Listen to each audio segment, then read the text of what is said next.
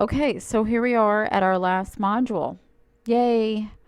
The last subject that we're going to be studying is the Canterbury Tales by Geoffrey Chaucer. So Chaucer, similar to Dante, is going to be placed in the medieval times. So you can see that he was born in 1345 and died in 1400. He does have a tomb, and it is dated October 25th. So you can start seeing when we're getting these birthdays and death days that it's becoming a little bit more exact. People are keeping records better, records are being saved, etc. We do know more about Geoffrey Chaucer because he was a public servant, and that means he left like a little bit of a trail, you know, behind him. So he was involved in public life, nothing political, but he was connected. He was plugged in. He certainly wasn't some ordinary guy off of the street. Um, He was fluent in French and Latin, which, if you're an educated person at that time period, is not going to be unusual. What is unusual is that he decided to start using the English language to write his poetry in. Again, the same thing as with Dante. It was just unusual. You didn't use the commoner's language to do great literature. Um, but Chaucer, genius that he is or was, um, loved the English language. And lucky for us, we're still speaking it, though in a different manner than Chaucer did, of course. Um, we did find out that Chaucer was married. References to his wife stop in 1387. It's assumed that she is dead, or that's when she died. Again, there are some minor records left behind that they had two sons and a daughter, not as well known as some of the famous English authors that come later. Namely like Shakespeare. And we know that in December of 1399, he took on a 53-year lease, which was near Westminster Abbey. Fantastic place. If you haven't been there, you need to go. Like I need to tell you how fantastic it is. And then that's it, 1399, and then he's dead. That's all we know about his personal life. So anyway, if you go to his writings, here you can see I have it left and right. Left is going to be the Middle English, and on the right is the modern English. Well, if you go all the way back to Old English, which I do not have an example of, but it can be easily found, Beowulf is written in Old English. You're not going to be able to understand it at all. There's very, very little words that would be even minorly recognized. But here, Middle English, you can. There's going to be things that definitely we don't use anymore, words that we don't use anymore. But for the most part, it's recognizable to anybody who speaks English. Now, how it's pronounced is a different tale. So let's just take a look at this very quickly. Chaucer, at the end of the Canterbury Tales, says, "Go, little book, if only God would send your author still my little tragedy, some comedy to write before his end." And so he's asking, that he wants to write some more, etc. But let's take attention to this part here. "And since there is so great diversity in English and the writing of our speech, for lack of language may you never be miswritten nor mismetered, I beseech, and read or sung wherever your words may reach. Pray, may you be understood. To God I pray.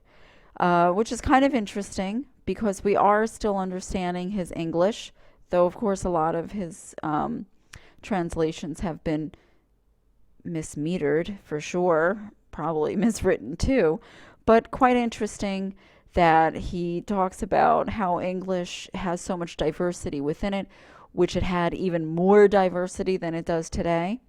We became much more standardized. We became standardized with our spelling, which did not happen until quite late in time, well into the 1800s. Certainly, if you go back to the founders of the United States or any newspapers of that time, and you'll see that things are spelled.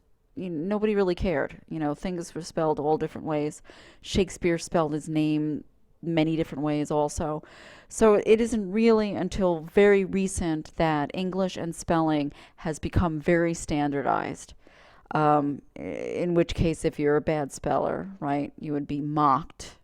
But not so for a lot of the history. But let's talk about Middle English again briefly. Why is Middle English spelled different, and how do we pronounce it, and how is it different from modern English, etc.? Well, it's actually kind of an interesting history that we can talk about the English language. We could spend forever talking about the English language, but just for this module, just what is going on in Chaucer's English. If you listen to the recordings of the Canterbury Tales, and you read along with it in Middle English, you will notice that all of the consonants are pronounced. So we have our antiquated, outdated spelling, which is attached to an incorrect pronunciation. What do I mean by that? Back in Chaucer's time, knife, night, and enough, all of those and more, but just to use these as an example, all of those letters were pronounced. So why do we spell knife, which obviously does not have a K in it? Why do we spell it that way? Because it was pronounced that way.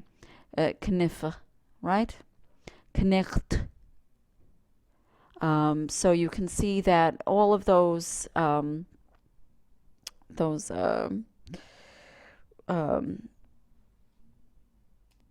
consonants were pronounced. And also the vowels changed.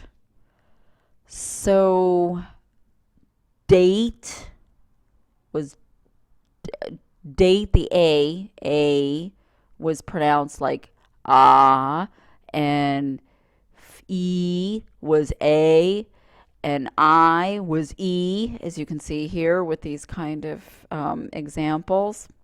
Very confusing stuff. But what happened was, as English was changing dramatically in pronunciation, this great vowel shift, etc., was at the same time the words were becoming more standardized. So while I did say that we are very strict with our standardized spelling nowadays, however, it was at the same time when Gutenberg invented his printing press and more people were having access to writing and more people were becoming literate. It was at this time that English gets frozen in the old spelling, while at the same time the pronunciations were changing. So if Gutenberg had invented his printing press, 50 years later, 100 years later, we would not be spelling knife with a K. We would probably be spelling it with an N. But so whenever you get really confused about how come English is spelled so ridiculous, it does have a historical reason. Our language was much more phonetic um, many years ago. And that is when you're reading Chaucer in Middle English that you will see things um, rhyming nicer. It sounds nicer in Middle English. So it's translated into modern English, but in modern English it's a little bit too sing-songy, at least for my taste. But if you have it, if you listen to it in Middle English, it sounds better. It also has more of a Germanic quality. Um, so I suggest that you go online and see if you can find a few of the recordings. It's a lot of fun to hear. Okay, so then let's take a look at the Canterbury Tales themselves. What is the structure of the Canterbury Tales? We have um, Geoffrey Chaucer is going to be writing about a group of pilgrims, and these pilgrims are going to go to Canterbury. The backstory behind that is um, uh, Thomas Becket, who was the Archbishop of Canterbury, was killed on the altar.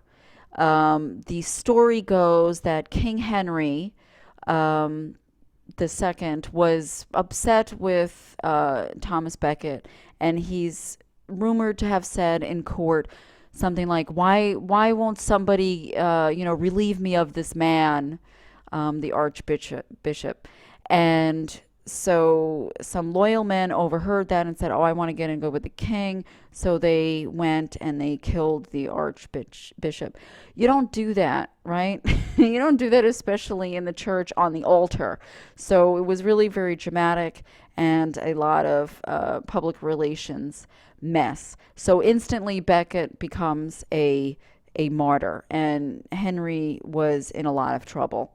And apparently he also like did his own pilgrimage, and I don't know, a mile before Canterbury, he gets on his knees and he crawls the rest of his way because he had to pay homage to Becket because everybody was really upset that this holy man was slain, and especially if it was going to be Henry's fault. So that's the backstory of the Canterbury's. Geoffrey Chaucer is writing about the tales of pilgrims who are doing this. But really, what are the pilgrims? Are they really going there for, religious reasons? No, back then it was also kind of like their little vacation.